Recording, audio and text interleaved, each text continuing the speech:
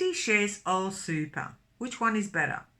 This is the question I get all the time. People are trying to figure out which type of investment is better. And really, what does better even mean? It can be different things to different people. So rather than trying to figure out which investment is better, what you should really do instead is establish which of those investments fit into your life better.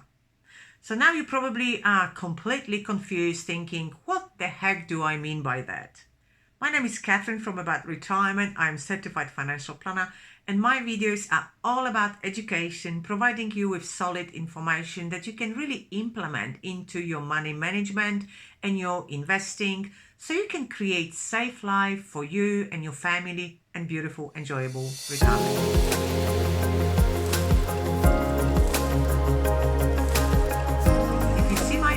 As beneficial, please click that like button so YouTube knows it is a quality content and sign up to my channel so you won't miss my next video. Our today's question is property, shares or super? So which one is better? Do you have your own answer to that question? Do you have your favorite? We usually do. Let me know in the comments below this video which one is your favorite. I am really curious. The thing of the matter is that it is like saying which car is better. Holden, Commodore or a four-wheel drive.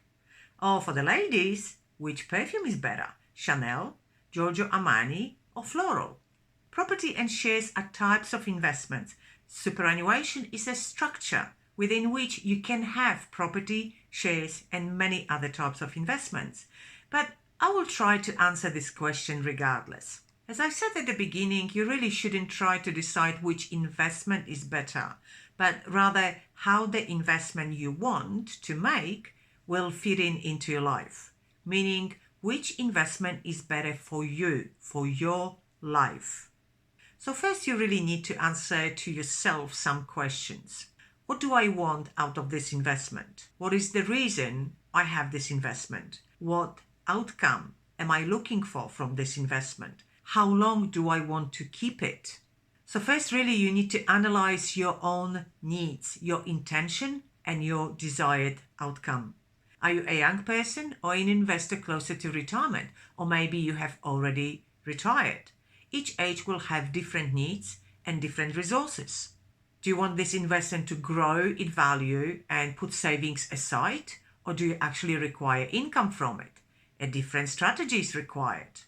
Do you want to borrow money or do you prefer to stay away from borrowings and just have your own money invested?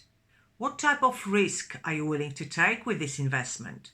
Are you hands-on investor or you prefer that professional manager looks after your savings?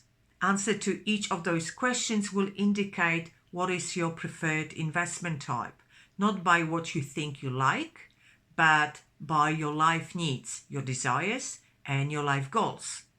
Each type of investments has benefits as well as negative implications, and you really need to be aware of possible impact it might have on your life.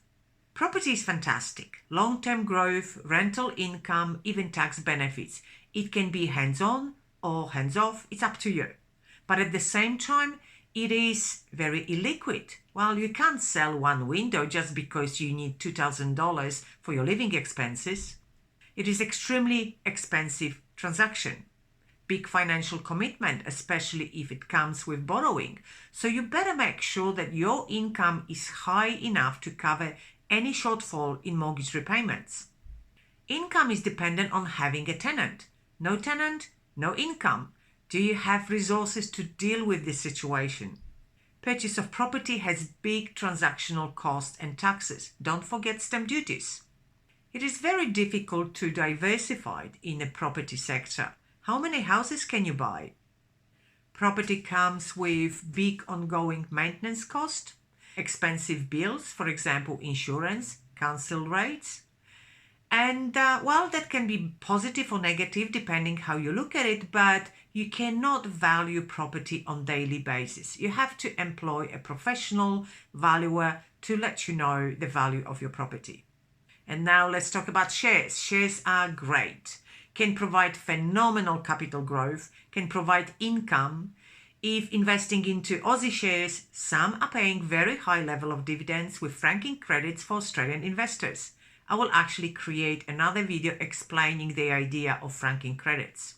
You can diversify easily between companies, industries, or even countries. But at the same time, shares can be volatile, very time-consuming if you want to be a hands-on investor. You need to do a lot of research ongoingly. If you are unsure or you don't really understand shares all that well, you better find a good financial advisor to assist you.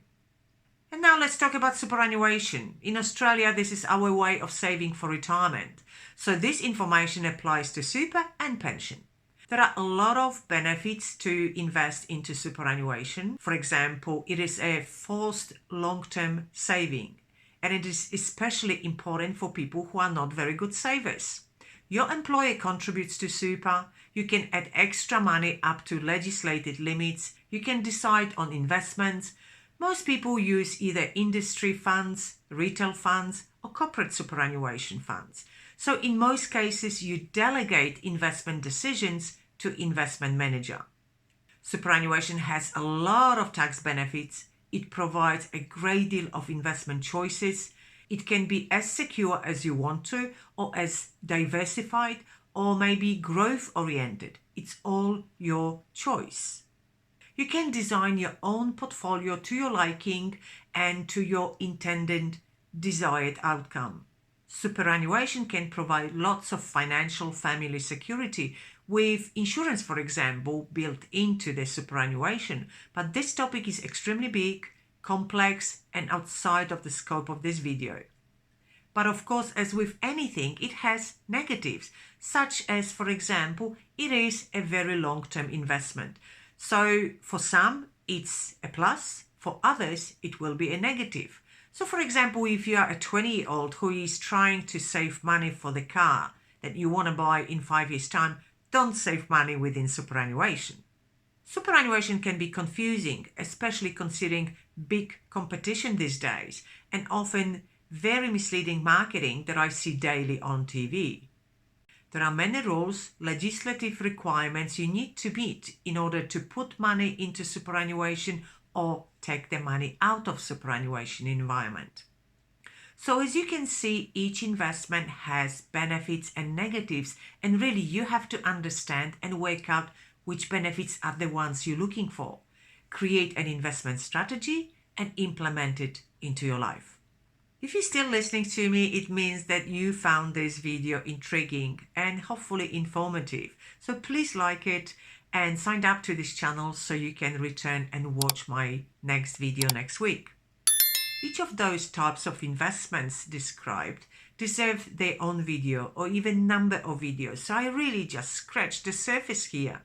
I have done, however, many videos about superannuation, so feel free to watch them all. I'm sure you will pick up a lot of useful information about super rules, types of contributions, tax benefits, salary sacrifice, and pensions. If you are a female and you feel you need a little bit of encouragement when it comes to organizing your financial life, check those free videos, Women and Money. I hope to see you here next time. Bye.